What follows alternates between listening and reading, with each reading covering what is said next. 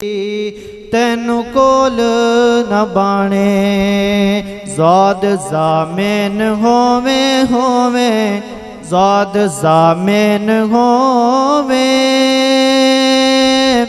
डोला दोवे जहानी होर बाज तू साडे धंधे छोड़ दित्यानी कमली जान के मैनू मैनू कमली जान के मैनू ओ गैर छोड़ गयानी ढोला सारियां लज्जा गल तेरे बयानी ढोला सारियां लज्जा गल तेरे बयानी गैन गैर न जाने जाने गैन गैर न जाने वसे हर दाम कोले तेरी खेड असानो केडे पाए निरोले खेडे लुकन छुपन डोला मीम दे ओले कोले उमर गुजारी डोला विसरे नहीं बोले और लाम लोका तू चोरी चोरी लोका तू चोरी ओ बदी माया ढूंढेंदी ढूंढा जंगल बेले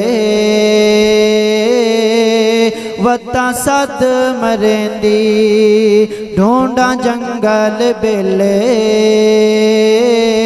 वत्ता सद मरेंदी दसा नेड़े पईया बुल्ली बार बुलेंदी ढोला बाज वसीले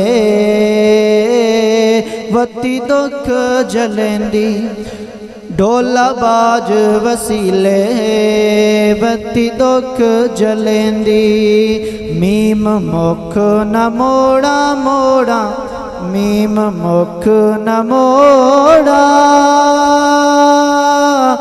तोड़े दुख सतावन जिन्ना दुखा थी मिलया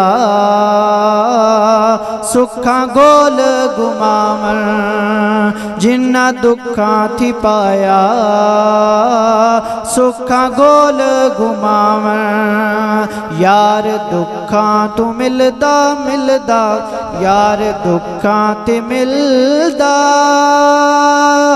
सुखी पै पछतावन जदा ढोल गल लावे दुख दूर हो जावन जदा ढोल गल लावे दुख दूर हो जावन जदा ढोल गल लावे दुख दूर हो जावन।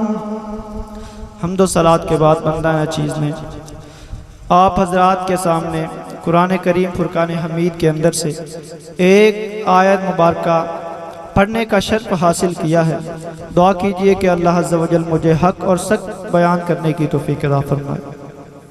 चुनांचे अल्लाह पाक कुरान करीम के अंदर इरशाद फरमाता है अला इन्ना औलिया अल्लाहि ला खौफुन अलैहिम वला हुम यहज़नून।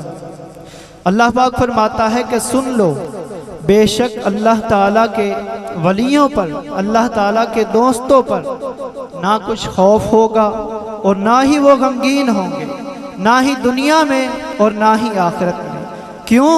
क्योंकि उन्होंने अल्लाह ताला के इस दुनिया में रहकर अल्लाह ताला का जिक्र बुलंद किया, पूरी ज़िंदगी अल्लाह अल्लाह के जिक्र में गुजार दी और फिर इन्हें अल्लाह ताला ने ये इनाम दिया कि कोई बाबा फरीद किसी ने बाबा फरीद गंजा शक्कर से पूछा कि अल्लाह ताला इस वक्त क्या कर रहा है, तो बाबा फरीद रहमतुल्लाह अलैह ने बड़ा प्यारा जवाब दिया कि अल्लाह ताला इस वक्त फरीद फरीद कर रहा है।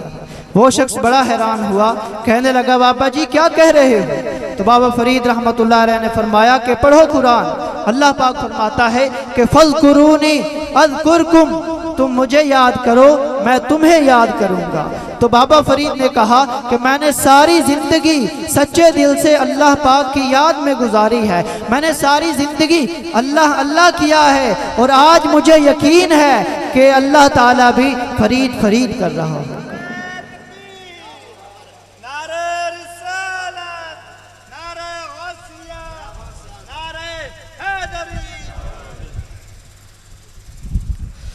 तो मुझे आज यकीन है कि अल्लाह ताला भी, क्योंकि अल्लाह ताला ने कुरान करीम के अंदर ये वादा फरमाया है फज़कुरूनी अज़कुरकुम, कि तुम मेरा जिक्र करो मैं तुम्हारा जिक्र करूँगा।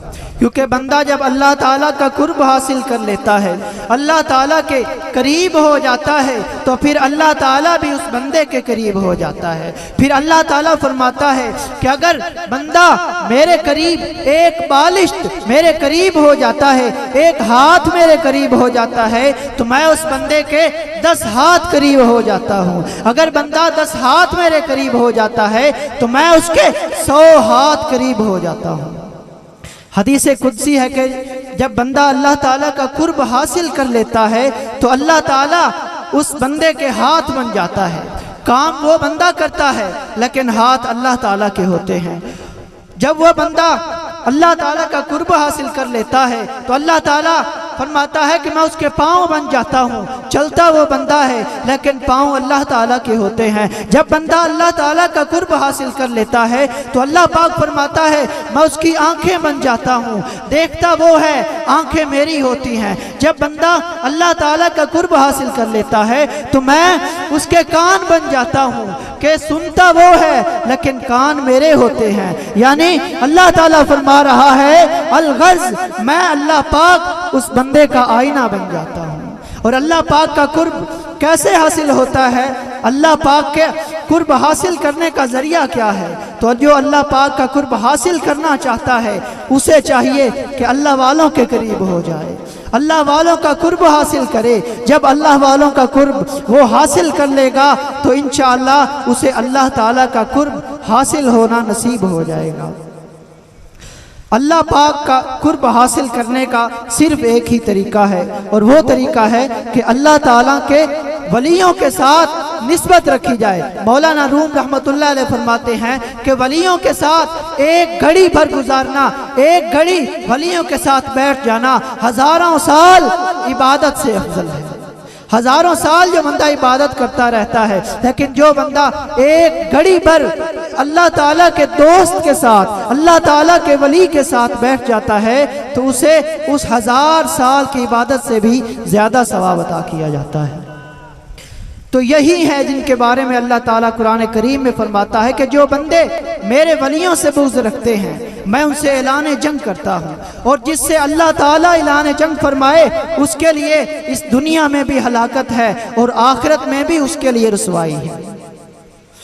तो प्यारे अजीज़ों दोस्तों, हमें चाहिए कि अल्लाह ताला के वलियों के करीब हो जाएं, अल्लाह वालों के साथ लिपट जाएं। इंशाअल्लाह हमारी दुनिया भी बेहतर हो जाएगी और हमारी आखिरत भी बेहतर हो जाएगी। अब जिन्होंने अल्लाह ताला का कुर्ब हासिल कर लिया उन्हें अल्लाह ताला ने इनाम क्या अता फरमाया। कोई दाता अली हजवेरी बन गया, तो कोई बाबा फरीद गंजे शकर बन गया, तो कोई बाहू सुल्तान रहमतुल्लाह अलैह बन गया, कोई साई कुतुब पाक बन गया, तो कोई साई हाजी कमीर रहमतुल्लाह अलैह बन गया। फिर इन औलिया किराम ने पूरी दुनिया में इस्लाम फैलाया। आइए एक वाक़या सुनते हैं। हज़रत मोइनुद्दीन चिश्ती हजवेरी रहमतुल्लाह अलैह जब हिंद में पहुंचे इस्लाम की तबलीग के लिए, तो आपने वहां अपनी कुल्ली लगाई। जहां से हिंदू गुजर कर अपने मंदिर में जाते थे, वहां अपनी कुल्ली लगा ली और हिंदुओं को इस्लाम की दावत देने लगे। मगर कोई हिंदू आपकी बात न सुनता और कोई आपकी बात को अहमियत ही ना देता। आपने सोचा कि कोई तरकीब की जाए इनके साथ कि काफिर इस्लाम कबूल कर लें। एक दिन आप कुल्ली से निकले और काफिरों के पीछे पीछे मंदिर में चले गए। क्या देखते हैं कि काफिर ढोल के साथ साज बजाकर, बैंड बाजे बजाकर अपनी पूजा पाठ मस्जिद में कर रहे हैं। आप वापस कुल्ली में तशरीफ लाए और लकड़ी में लोहे के तारे लगाकर एक सरंगी तैयार की। और दूसरे दिन आप फजर की नमाज के बाद कुल्ली से बाहर निकले और सरंगी लेकर बैठ गए। सरंगी लेकर बाहर बैठ गए और सरंगी बजाने लगे। आप किस तरह सरंगी बजा रहे थे?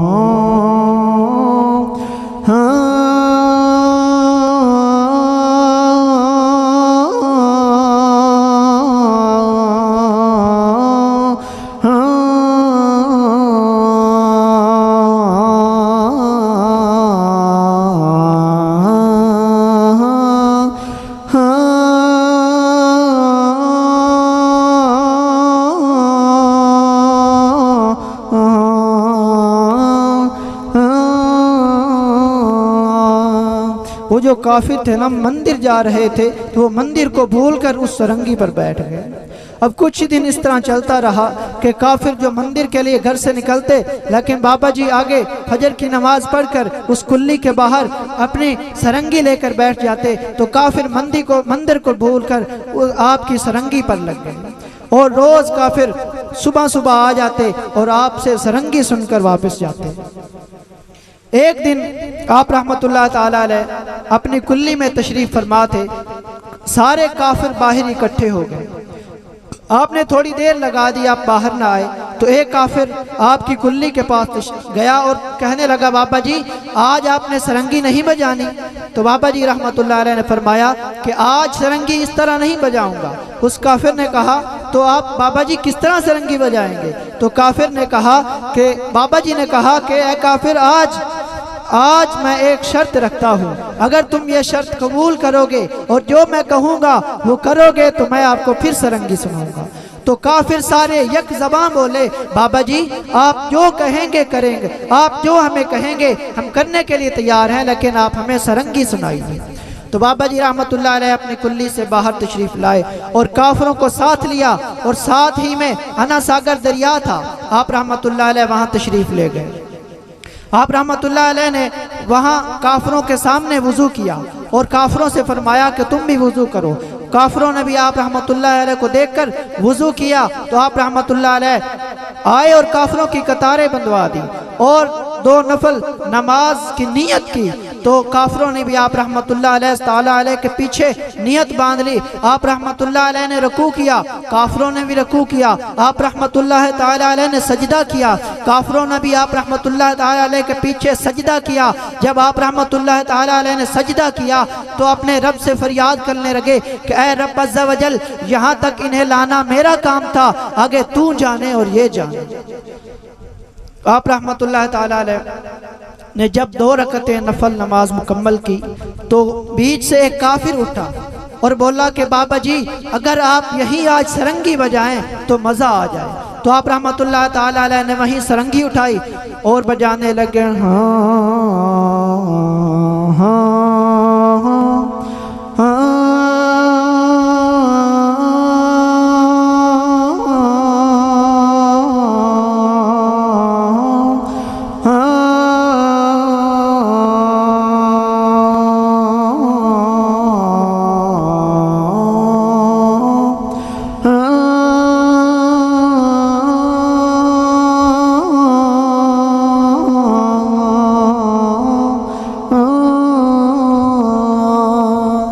बीच से काफिर उठा और बोलने लगा, बाबा जी आप जो सुरंगी में सुर गा रहे हैं अगर वो हमें सुना दे तो क्या ही बात है। तो बाबा जी ने कहा, पढ़ो ला इलाहा इल्लल्लाह ला इलाहा इल्लल्लाह ला इलाहा इल्लल्लाह ला इलाहा इल्लल्लाह ला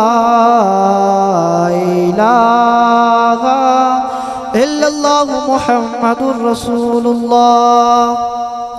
सभी काफिरों को कलमा पढ़ाकर मुसलमान कर दिया और फिर उन्हें सबको सीने से लगाकर कुतुब बना दिया।